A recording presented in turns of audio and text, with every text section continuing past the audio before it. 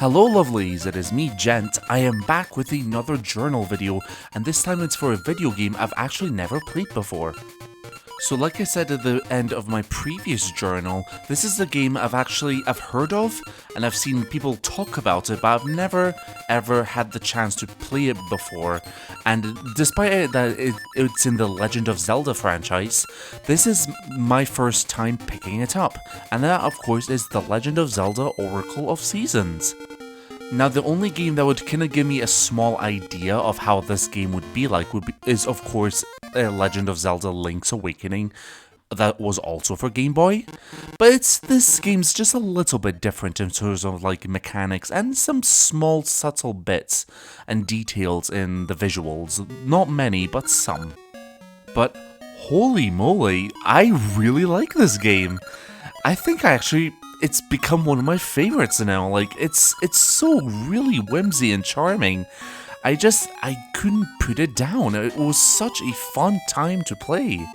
And this comes from the fact that I had zero knowledge of what this game is all about, and I think that would have been the same for Link's Awakening had I never heard of it or never even seen the game before. But this was a delight to experience and just play through it. Well, not through all of it, so like the recordings I made, just went up, I believe, to the third temple, which is like the Poison Moth Temple. But from what I played, I really loved it. It was so enjoyable, and it was so just fun and interesting and full of puzzles. So as you can imagine, this journal's off to a good start. So like your typical Zelda, it's full of those kind of unconventional gameplay features and sword swinging and shields and boomerangs, and there are plenty of moments that make you use the kind of new Rod of Seasons tool and other kind of fun little gimmicks and things you can do. And yeah, so this game had me smiling so much. And I really just liked exploring this world just through the different seasons and seeing how it changes, what secrets open up. And yeah, let's get down to the sort of moments that really stood out to me. So after you enter your name in the menu, you eventually wake up on this new world, and you come across this girl called Din, who you kind of have a wee dance with, and then suddenly she's abducted by the main villain of this game. And so your goal is to basically just find her and save her from the villain and from, I believe, this kind of shadow guy who's trying to, I don't know, take over the world. It's a bit like Vati in Minish Cap.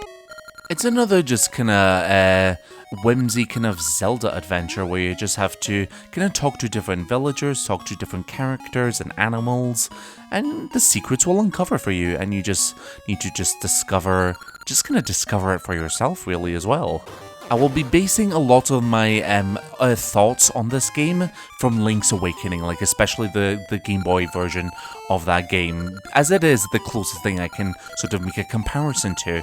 And so that, just like the gameplay of Link's Awakening, you can it has similar mechanics. You have to find certain musical instruments, you have to use the seasonal rod, you have to use your sword, you have to use boomerangs, shields, ocarinas or flutes, and yeah, very similar stuff. And as the seasons change, then you need to talk to more characters who can react to it, and then of course like discover and uncover puzzles, and maybe like a way has opened up for you, or maybe some snow has melted or some vines have grown, and it allows you access to certain places, even some key moment bits you actually have to uncover through the seasonal changes, like actually entering the third temple. You need to change it to a summertime in order for the vines to grow so you can reach it. What I didn't realize, like in relation to Link's Awakening, was that some of the problems I had with Link's Awakening for the Game Boy have actually been fixed in Oracle of Seasons. Instead of the very annoying long message, it's just like a quick message, and that's it. And then it's gotten rid of a lot of those kind of silly bits or annoying bits, and that's actually quite a huge plus for me. It's like, oh wow, that's amazing. And can I just say, like, from the very moment this game opens up, and the cinematic intro begins with Link arriving towards the camera, and then it pans to him like being on the horse and seeing the castle in the distance. Those graphics are amazing for the Game Boy. They're like some of the best I've ever seen. It's so really cool to look at, and it's like, dang, like this is such a great impression on me that like you don't even need to leave the title screen to be like, oh my god, yes, this is a great game. I just can't stop thinking about the cute moments that happen through this game. Like, I think the first one is when you first of all talk to this kind of big wise tree, not the Deku tree, but something similar, and he kind of tells you, oh, you must go this way, and the seasons of the land are in danger and something like that. But it's just it's cute to look at, and it's just really just charming for like a kind of like a fairy tale adventure. Even this little ribboned character, who you first of all encounter by trying to sneak up to see where she's going. But I thought that this was such a memorable moment of the game where you have to not be seen, not get caught as she's taking a key to somewhere a bit like, oh, that's meant to be off bounds or off limits. And then when you do, you enter this weird world in which you can play this very fun and funny little dancing game in which I failed at quite a few times. But when I got it, I actually got the boomerang, and I was like, oh wow, it took a bit of time to get used to, but that was fun. But of course, this land that you explore that's full of these kind of ghosty looking guys is integral, as it is part of obtaining the Rod of Seasons and other bits of magic that go with it. So you need to go back to this world to obtain the winter magic, the summer magic, and all that. So I haven't played through the entire game, so I'd imagine you get spring and autumn. But yes, that's the gist of it, is that's how you unlock the seasonal stuff. And that to use this, you just need to jump on a stump and then just swing your rod, and there you go. The animals that you encounter in this game, I think, are my favorites. The kangaroo, the bear, they're super cute. Like I love how you go up to this kangaroo and he's all like, oh, where are my boxing gloves? I lost them and I can't fight without him. And then you have to go to this gym and fight the guy who has them. And then I thought when you give it back and you hop into the kangaroo's little pouch and you ride in him, and it was like such a fun moment. I can't get over it. It's so fun to play as the kangaroo. And then when you play as the bear, it's also quite funny. But I also really laughed a lot when I accidentally fell into a hole, and it just shows his sprites just going tinier, just facing upwards. It was hilarious. And also falling into the water was also quite funny.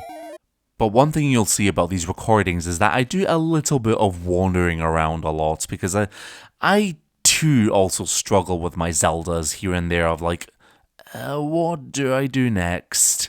And this one I think was particularly bad because I enter the Poison Moth, I go to a room, and I'm like, what do I do? And then I just go back out, and then after an hour I go back in, I'm like, wait, do you just push the pot? And yep, that's exactly what you do. And that moment I felt a bit like, oh, I'm a bit stupid. But don't we all when we play Zelda for the first time? And as you can see, there's a lot of things I like about this game, and I'm really excited to just continue it and finish it up and just see what happens at the end. So yeah, that's something I'm going to really look forward to. And I'm just wondering what else there is to uncover about this fun little adventure. Like, in terms of like flaws, I actually don't really have many flaws, at least not yet. Maybe the only one would be like, because again, like another thing would be like, I've these little seeds you can grow, the rings. There's so much fun gameplay, and I feel like it's expanded over Link's Awakening. Whilst Link's Awakening maybe is a bit more straightforward, and simplicity does work a bit better, I feel like there's just more options in Oracle of Seasons, and I assume also Oracle of Ages. But yeah, that's pretty much the gist of it. And such a nice breath of fresh air after Earthbound. I don't hate Earthbound, but it's good to play a game that I really like. And so yeah, that will do for the journal, my lovelies. Just a positive journal of me really enjoying a game that I've never played before, but was very, very much worth it, and I'm definitely looking forward to completing it. So that will do, and I'll catch you for the next journal video of a new game I'll probably never played before, so cheerio!